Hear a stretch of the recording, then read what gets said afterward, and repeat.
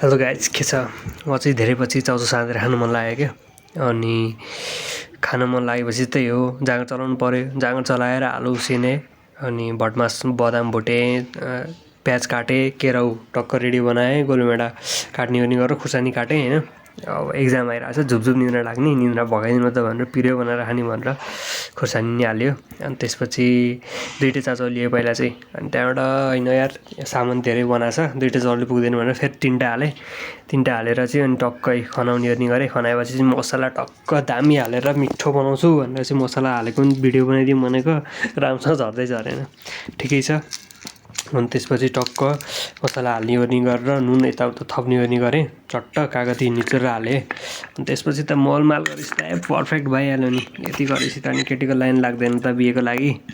अनि टक्क मोलमाल गरेर एक्लै बसेर मजाले खाइयो, मिठो भयो, निन्द्रा पनि भाग्यो, आनन्द आयो।